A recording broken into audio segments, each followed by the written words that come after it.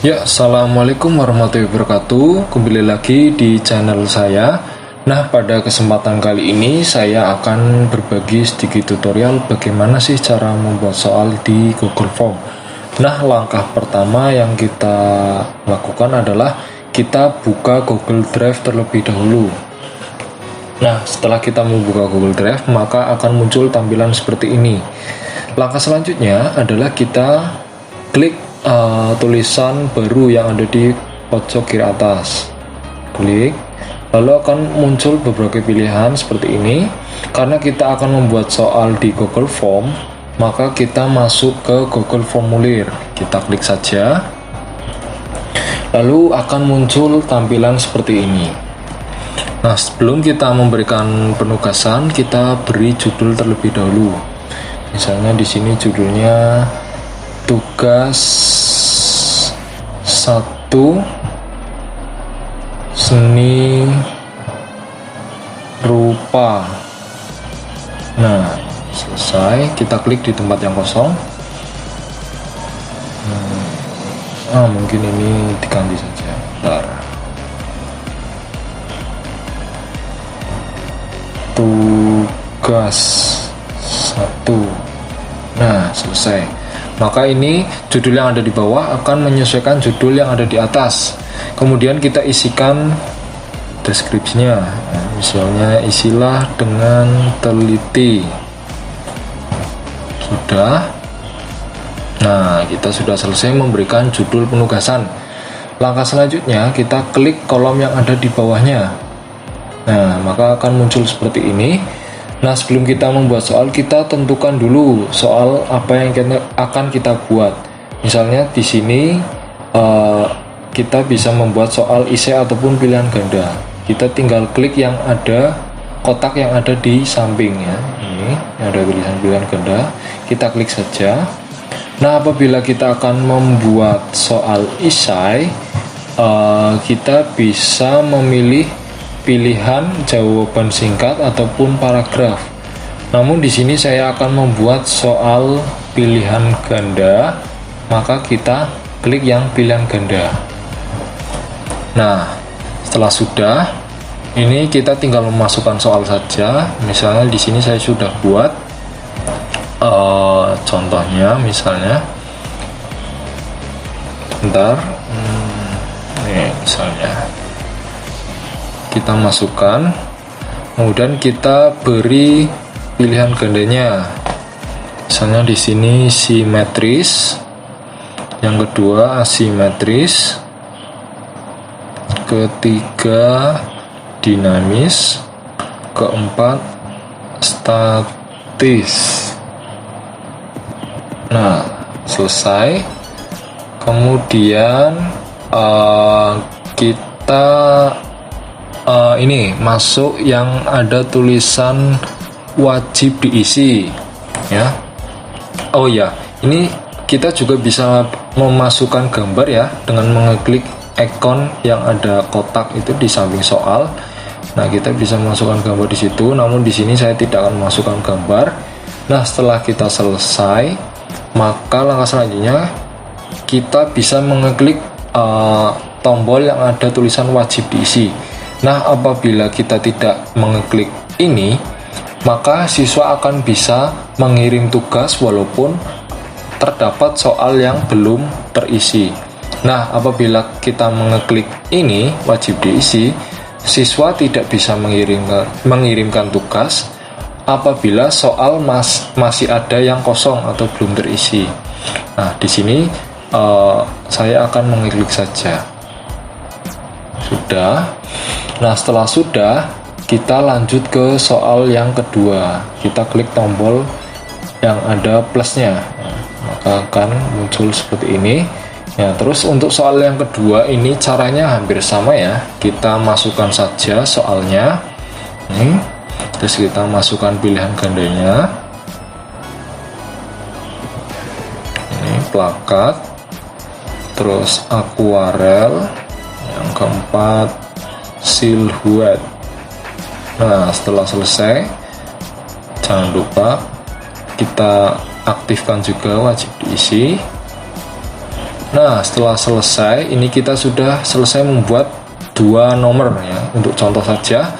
Terus kita bisa mengubah tampilan yang ada di soal kita atau di form kita dengan cara klik icon yang seperti palet ya.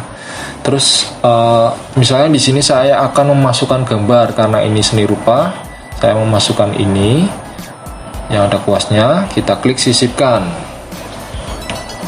Nah, maka akan muncul gambar seperti ini. Di sini kita juga bisa mengubah warna ya. Saya akan memakai ini saja. Terus selain itu kita juga bisa mengubah font yang ada di form kita. Nah, ini di sini ada dekoratif, formal ataupun lucu. Nah, tapi saya akan menggunakan yang dasar saja. Nah, setelah selesai kita close saja. Kemudian jangan langsung dikirim ya. Kita masuk ke setelan dulu. Kita atur dulu. Nah, di sini ada berbagai pilihan. Di sini saya biasanya mengeklik yang ini, batasi ke satu tanggapan. Jadi siswa hanya bisa mengisikan satu kali atau login satu kali. Maka kita klik ini. Nah, apabila kita menghendaki siswa agar memasukkan emailnya, maka kita bisa klik yang kumpulkan alamat email. Tapi di sini saya jarang menggunakan, jadi kita yang klik ini saja. Kemudian kita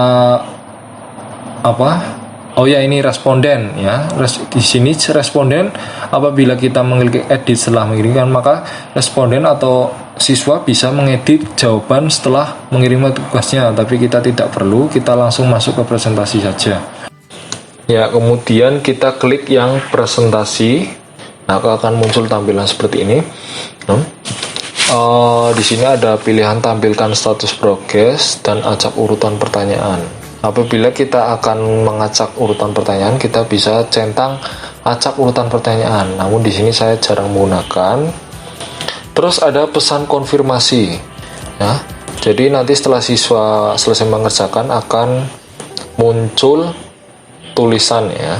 Misalnya di sini saya akan menuliskan ini, terima kasih telah mengirimkan tugas seni rupa.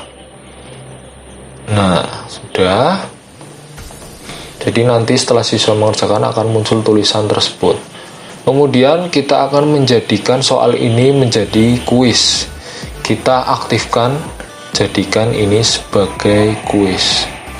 Nah, di sini ada pilihan juga, rilis nilai setelah setiap pengiriman, nanti setelah peninjauan manual.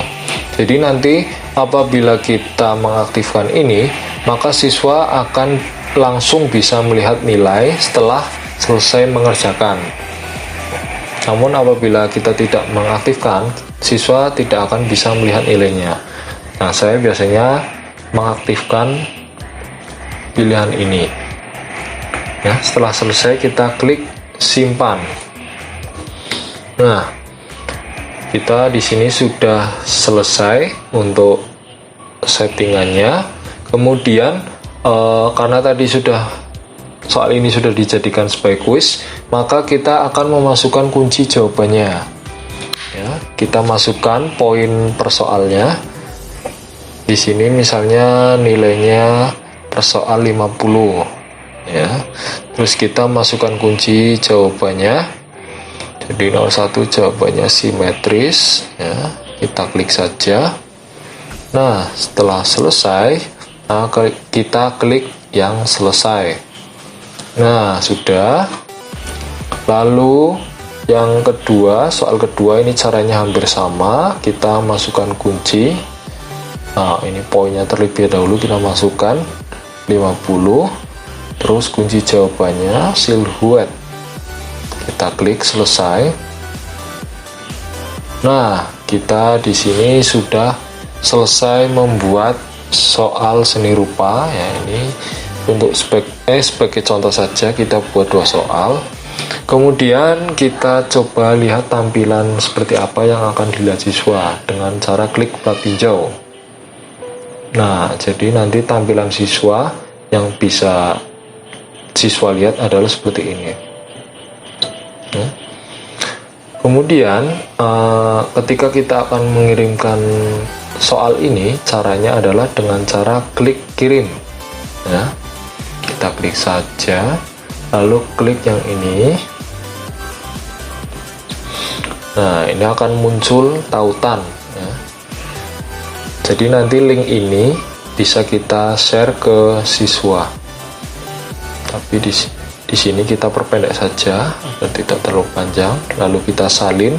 Nah, setelah itu, setelah kita salin, kita bisa mengirimkan link tersebut ke siswa. Nah, jadi sekian untuk tutorial kali ini. Kurang lebihnya mohon maaf. Apabila dirasa video ini cukup bermanfaat, silahkan klik tombol like ataupun subscribe. Sekian dari saya. Assalamualaikum warahmatullahi wabarakatuh.